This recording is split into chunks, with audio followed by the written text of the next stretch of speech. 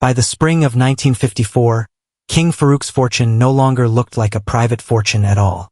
Inside Quba Palace in Cairo, auctioneers moved through rooms once reserved for royalty, selling stamps, coins, silver, watches, furniture, art, and curios that had belonged to Egypt's fallen king. Catalogs described the property not as Farouk's possessions, but as the property of the Republic of Egypt. Only 2 years earlier, Farouk had been one of the richest monarchs in the world. Now his collections were being broken into lots and sold to strangers.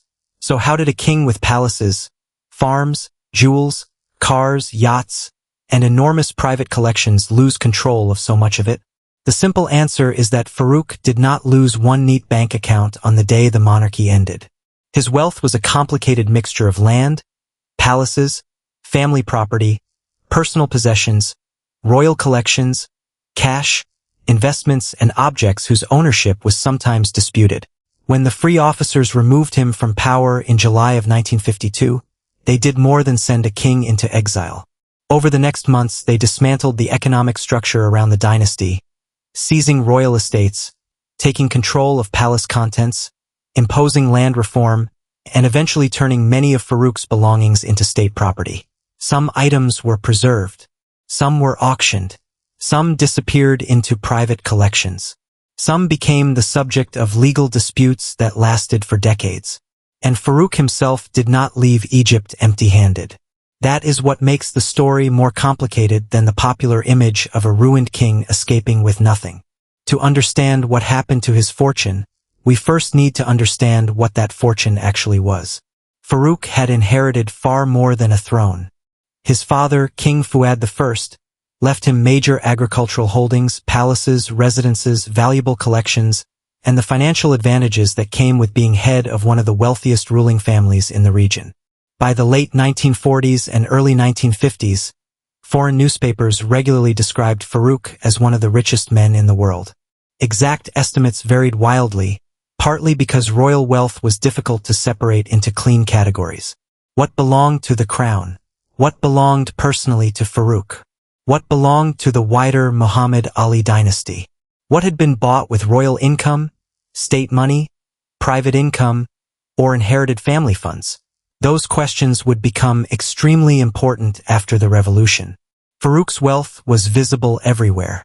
He had access to several great palaces, including Abdeen in Cairo, Quba, Montaza near Alexandria, and Ras El Tin, where his reign would end. He owned or used expensive cars and yachts. His collecting habits became legendary. He accumulated watches, coins, stamps, silver, rare books, decorative objects, works of art, antiquities, jewelry, and unusual curios. Some collections had serious historical and artistic value. Others were so eccentric that the post-revolution press used them to mock him. That contrast mattered politically. Egypt in the early 1950s was a country of deep inequality. Large landowners controlled enormous estates while many rural families worked tiny plots or lived as tenants and laborers. Britain still exercised major influence in Egypt, especially around the Suez Canal. The defeat of Arab armies in the War of 1948 had damaged the prestige of the Egyptian state, and corruption scandals, political paralysis, and anger toward the monarchy created an explosive atmosphere. Farouk's spending became more than gossip. It became a symbol. Stories about gambling losses, luxury trips, expensive cars, lavish banquets, jewels, and palace collections circulated while ordinary Egyptians faced poverty and rising political frustration. Some of the stories were exaggerated by enemies and tabloids, but the scale of Farouk's possessions was real enough that, after the revolution, officials spent months simply cataloging what had been left behind. The turning point came in July of 1952. A group of army officers known as the Free Officers moved against the old political order. Their most important organizer was Gamal Abdel Nasser, though General Mohammad Naguib became the public face of the movement. On July 23, military units took control of strategic positions in Cairo, and within days Farouk's position became impossible. At Ras El Tin Palace in Alexandria, the king found himself surrounded by forces that no longer obeyed him. He still had loyal guards, and for a brief moment armed resistance was possible. But a battle around the palace could have turned Alexandria into a bloodbath, and Farouk's military position was weak. On July 26, 1952, he signed an abdication in favor of his infant son, Ahmed Fuad, who formally became King Fuad II. Then Farouk left. The scene was almost theatrical.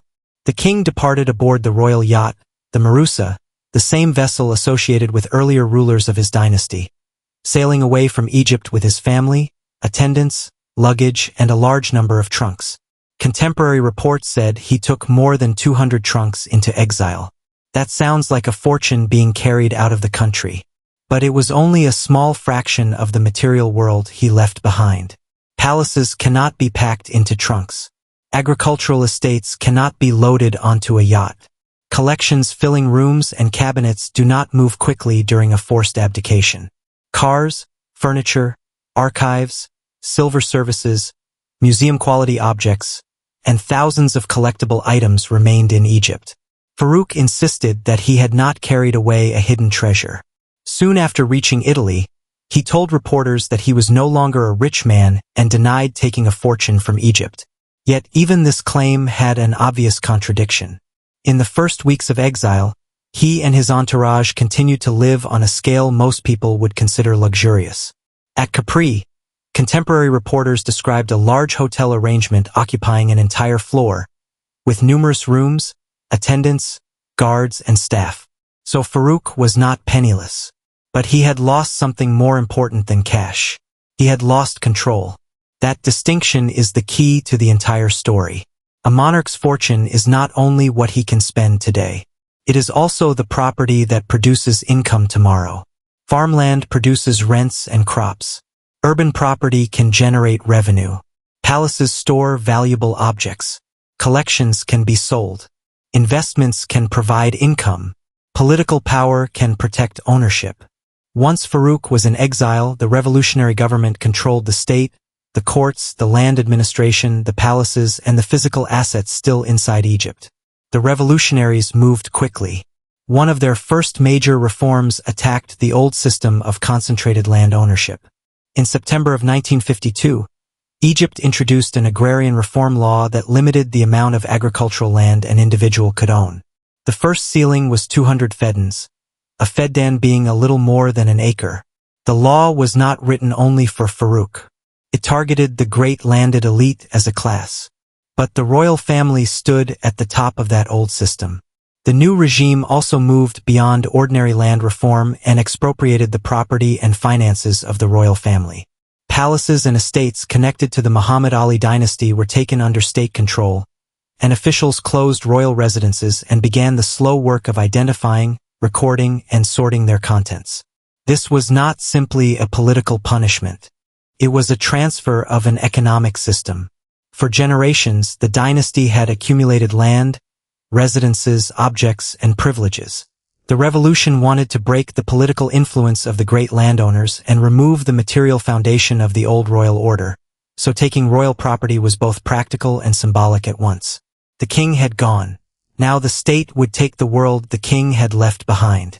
There was still, however, one awkward constitutional fact. Farouk had abdicated in favor of his baby son.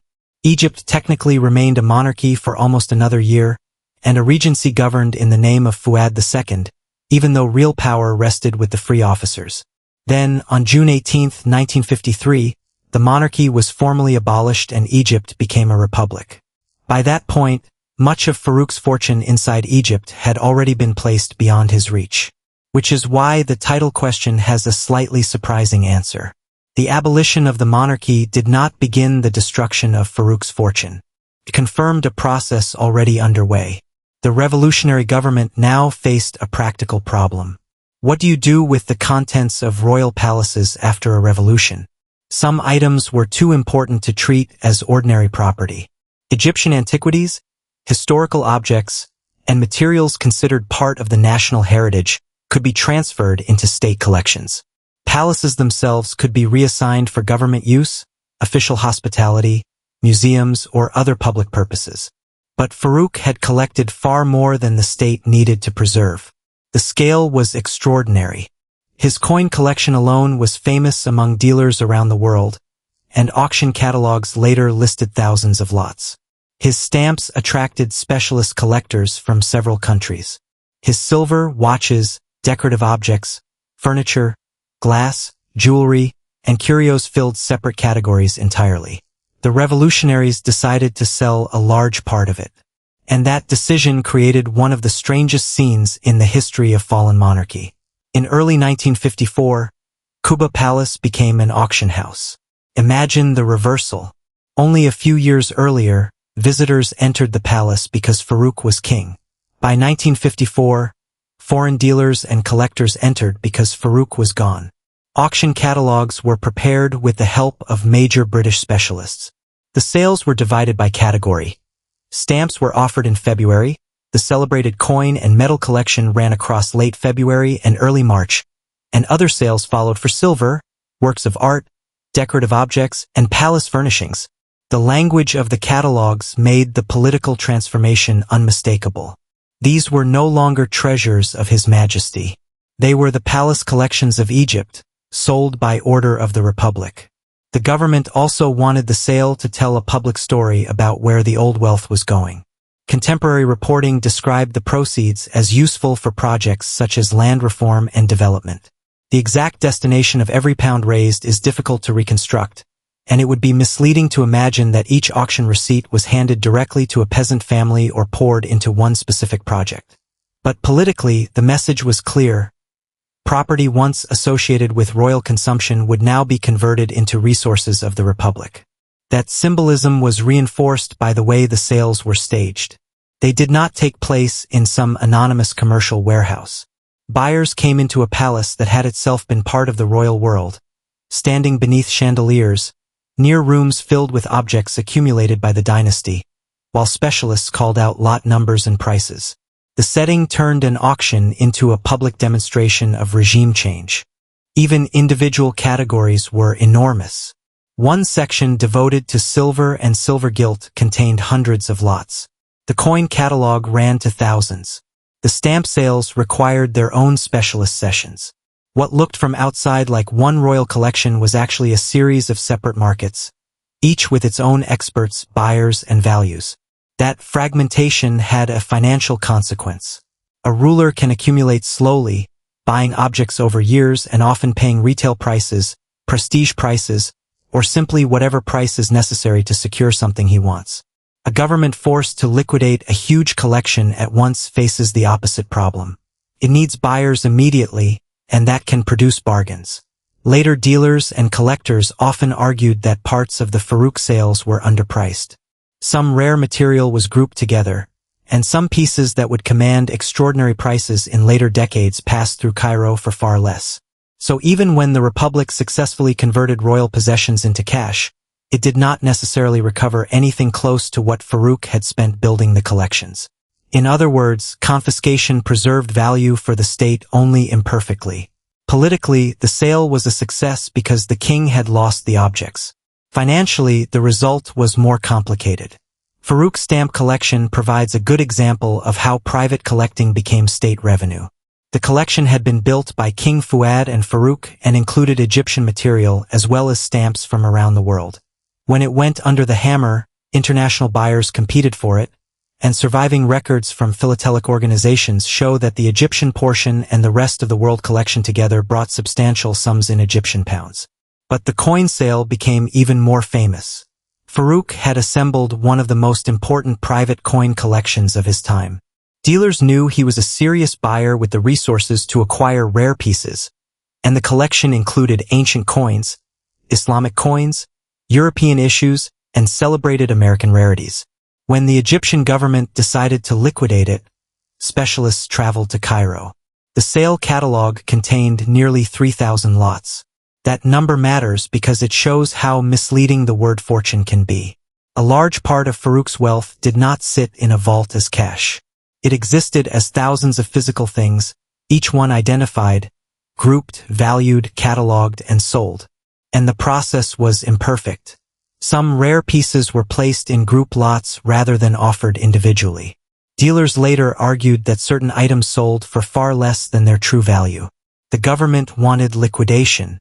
Collectors wanted bargains. The former king had no voice in the room. One of the most famous objects connected to the sale was a 1933 American double eagle gold coin. That coin had an extraordinary legal history, because nearly all examples of the issue were supposed to have been destroyed or remained illegal to own privately. Farouk had obtained one before the revolution, apparently with an American export license issued in error. When the United States learned that the coin was about to be sold in Cairo, officials tried to recover it. Then it disappeared. Decades later, a 1933 double eagle surfaced again and eventually became one of the most valuable coins ever sold at auction. Whether viewed as a royal curiosity, a government error, or a numismatic mystery, the coin reveals something important about Farouk's fortune. Confiscation did not create perfect control. Once thousands of objects were dispersed through auctions, dealers, collections, and international transactions, the former royal fortune became almost impossible to reconstruct. A palace collection could be seized in one political act. But once sold, it scattered across the world. Silver from Farouk's palaces still appears at major auction houses today, with provenance tracing it back to the 1954 palace collection sale. Watches once owned by Farouk appear in modern catalogs. Jewelry associated with the royal family resurfaces. Decorative objects that once sat in Cairo now move through private collections in London, Paris, Geneva, New York, Dubai, and elsewhere. In that sense, Farouk's fortune did not simply vanish. It fragmented. The new Egyptian state kept the land and many of the palaces. Buyers took the movable objects. Dealers resold them. Museums preserved some pieces. Private collectors absorbed others. Some items became far more valuable decades later than the prices they brought when Egypt first sold them. That is one of the great ironies of the story. The revolution wanted to destroy the economic power of the monarchy, and it succeeded. But it also helped create the provenance that later made many Farouk objects desirable. An object linked to a fallen king can become more interesting because the king fell. There was another problem the new government had to solve. Not everything in Farouk's orbit clearly belonged to him. The royal household was a web of personal, dynastic, and state ownership. A palace might have been purchased by Farouk but given to a queen. Land might have been registered under another family member. Jewelry might be personal, borrowed, purchased on credit, or still legally owned by a dealer. One of the best examples involved the jeweler Harry Winston.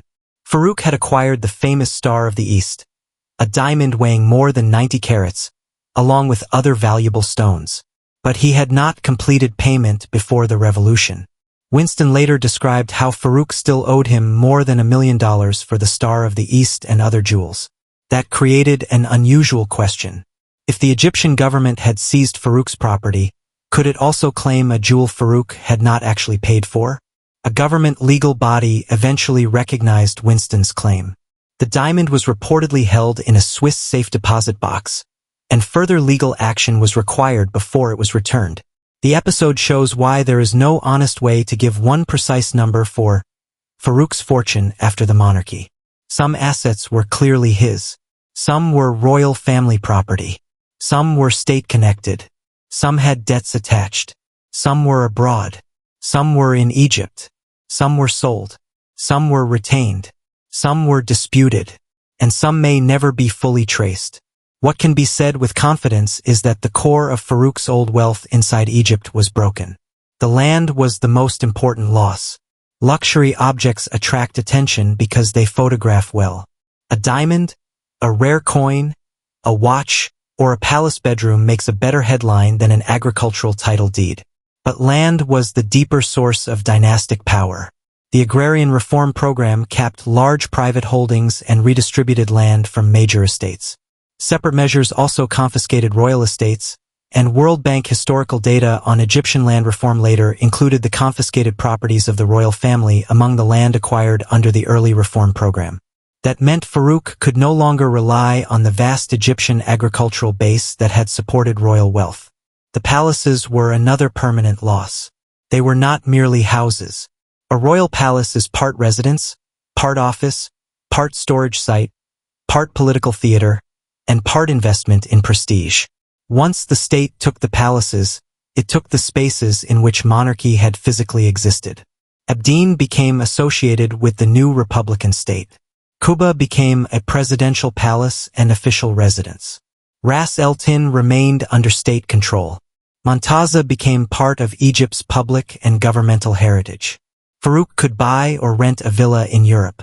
He could not recreate the world those palaces represented. This is where the financial story becomes a human one. In Exile, Farouk tried to maintain the habits of a king without the economic machinery of a kingdom. At first, the old style continued. He stayed in expensive hotels. He traveled. He kept attendance. He gambled. He moved among European aristocrats, wealthy social circles, celebrities, and nightlife. But the pattern changed over time. Contemporary reports from late 1952 already described efforts to reduce his expenses. He moved away from the extraordinary hotel arrangement at Capri toward less extravagant accommodation near Rome. Newspapers that had once treated him as a fabulously rich king increasingly described a former monarch living on a fortune that was no longer unlimited. Farouk still had money. He still had valuables. He still had access to wealthy circles. But the direction was clear. The fortune was shrinking. There were several reasons. First, the Egyptian income base was gone. Second, exile itself was expensive. Third, Farouk had long been known for gambling and extravagant spending. Fourth, a fortune that is mostly liquid assets can disappear far faster than one protected by land, institutions, and political power. A king can spend heavily for years if rents, estates, and public resources keep feeding the system. Private man cannot do that forever. Farouk's personal life also became more fractured. His second wife, Queen Nariman, eventually returned to Egypt and sought a divorce. Their son, the former child King Fuad II, lived much of his youth in Switzerland. Farouk's 3 daughters by his first wife, Queen Farida, also built lives outside Egypt. The family that had once occupied multiple palaces became a family spread across Europe. That generational shift matters because it shows what confiscation really accomplished. The revolution did not merely take objects from Farouk. It changed what his children could inherit. Under the monarchy, a royal child could expect palaces, estates, servants, status, political importance, and a place inside a ruling dynasty. After the revolution, Farouk's children inherited a name without a state. They could inherit personal property that remained in the family. They could inherit memories. They could inherit connections. But they could not inherit the machinery of Egyptian monarchy. And some would later fight to recover property they believed should never have been confiscated in the first place. The most striking example involved Tara Palace in Cairo.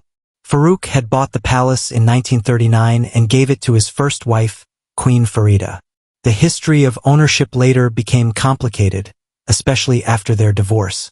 Decades after the revolution, Farouk and Farida's daughters argued that Tara Palace and associated land should not have been treated as royal property.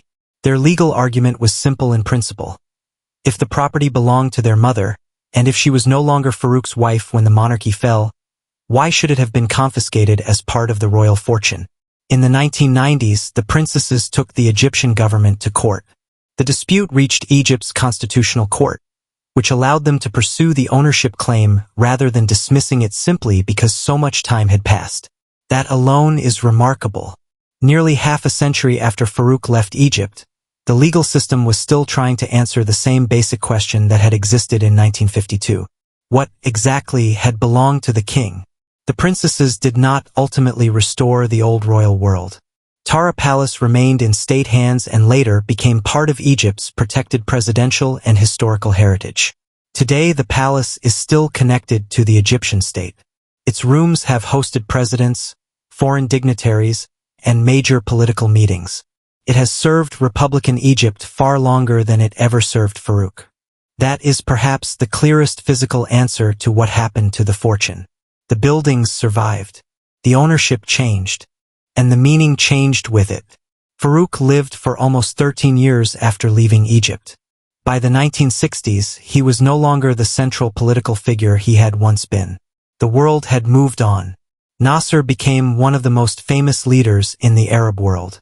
Egypt went through the Suez Crisis, major economic reforms, nationalizations, and a transformation of its political identity.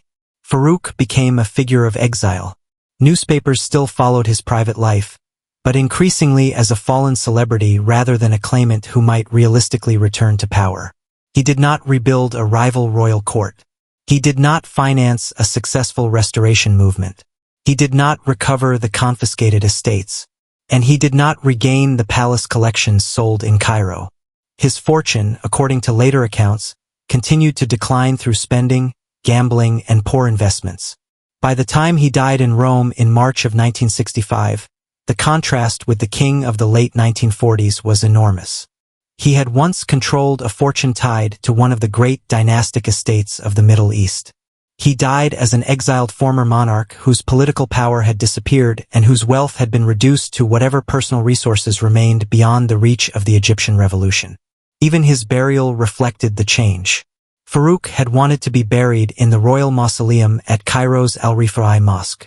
The Nasser government initially resisted that request. His body eventually returned to Egypt and was buried quietly, later being moved to Al-Rifai. The man returned. The monarchy did not. That difference helps explain why stories about hidden royal treasure remain so attractive. Whenever a ruler falls quickly, rumors appear. Did he move gold abroad? Did he have secret bank accounts? Did he hide jewels in Switzerland? Did loyal servants smuggle valuables out? Did foreign banks hold assets beyond the reach of the new government? With Farouk, some overseas assets clearly existed, and some valuable objects were outside Egypt. He also left with a large amount of luggage. But reliable evidence does not support a simple story in which he secretly transferred the whole Egyptian royal fortune overseas and continued living as if nothing had happened. His behavior in exile points in the opposite direction. He still lived well, sometimes extremely well, but he no longer had unlimited resources.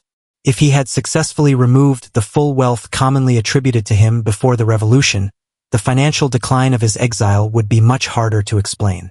The stronger conclusion is more interesting. Farouk escaped with enough personal wealth to remain rich by ordinary standards. But he lost the assets that had made him royally rich. That difference between rich and royally rich is enormous. A wealthy private person may own a villa, jewelry, investments, and valuable collections. A monarch can command estates, palaces, public institutions, state ceremonial property, political privilege, and the income of a ruling house. Farouk left with the first category. Egypt took control of much of the second. And then the Republic deliberately blurred the memory of the two. This was part of the political project of the revolution. The free officers wanted Egyptians to see the old monarchy not as a legitimate ruling family unfairly dispossessed, but as a corrupt elite whose wealth had been extracted from the country. Opening palaces, displaying excess, publishing inventories, and auctioning royal possessions helped tell that story. The objects became propaganda before they became collectibles. A room full of expensive watches could be presented as evidence of royal waste. A field confiscated from the dynasty could be presented as evidence of social justice. A palace converted to state use could be presented as evidence that the old order now belonged to the nation. Of course, revolutions simplify. Not every object in a palace was evidence of corruption. Not every royal possession had been acquired improperly. Not every confiscation was legally simple. And not every member of the dynasty had exercised Farouk's political power. That is why later property disputes mattered. They forced Republican Egypt to confront the difference between overthrowing a political system and deciding ownership of every individual asset connected to that system. The case of Farouk's daughters is especially revealing because they were children when the monarchy fell. They did not make the decisions that damaged Farouk's reputation. They did not control the government. Yet the economic consequences of the revolution shaped their lives too. By the end of the 20th century, press reports described the princesses as living far more ordinary lives in Europe than their childhood status would have suggested. One worked as a translator. Another was reported to have worked as a typist. Their legal claims to property were not merely nostalgic arguments about royal dignity. They involved real questions of inheritance and financial security. That is the generational handoff of the story. Farouk lost the throne. His children lost the expectation of royal inheritance. And the Egyptian state gained property that became part of the republic's own identity. There is another way to see the transformation.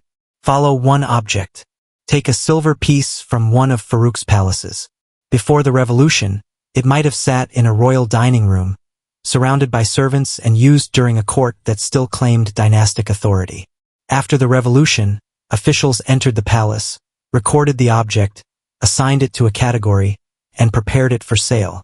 In 1954, an auctioneer described it by maker, weight, age, and style. A buyer purchased it. The object left Egypt. Decades later, it appears in a modern auction catalog. Its royal function is gone.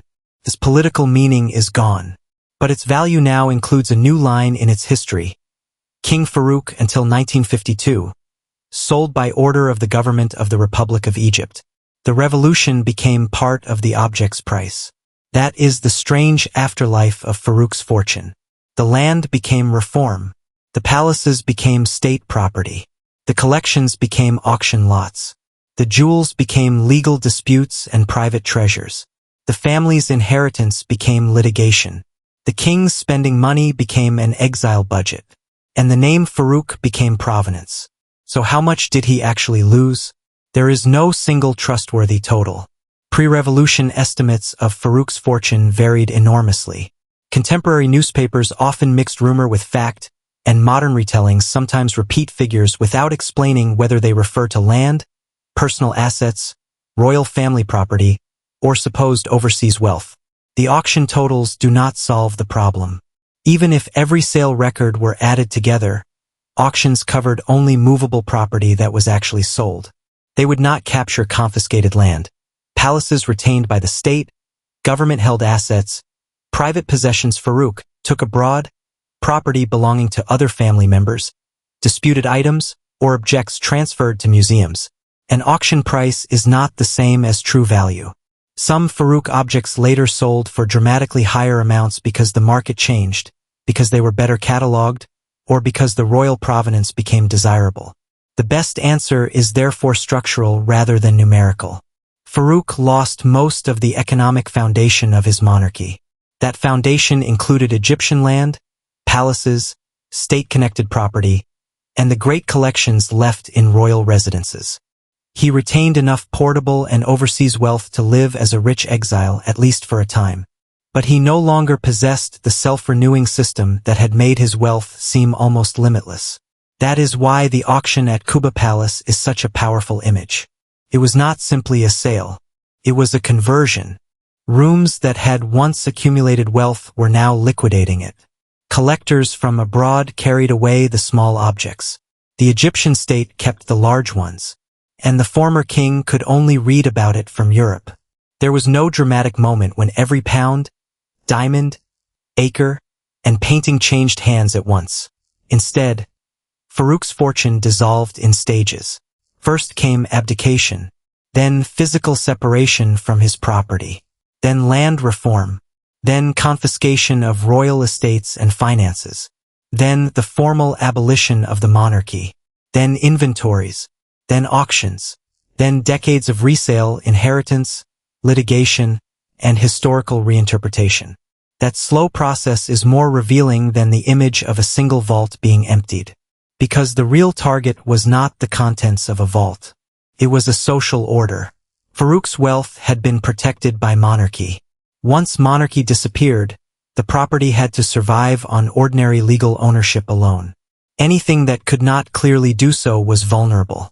This is why one former royal palace could become a presidential guest house, while a disputed diamond could return to a jeweler, and a coin could vanish into mystery. Different assets followed different rules, but they all began from the same political fact. Farouk was no longer king. Today, the physical remains of his fortune are scattered across several worlds. Some are in Egypt, inside former royal palaces, museums, government properties, and historic collections. Some are in private hands. Some circulate through major auction houses. Some are known only through old catalogs and photographs. Some may have been lost forever. And the family itself no longer possesses anything resembling the economic power of the monarchy before 1952. That is the final answer. Egypt did not simply take King Farouk's money after abolishing the monarchy. It dismantled the system that made his fortune royal. The most valuable parts were not always the jeweled objects that fascinated newspapers.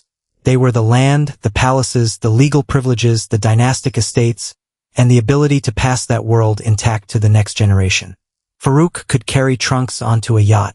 He could carry cash. He could carry jewelry. He could carry the title in memory. But he could not carry Egypt with him.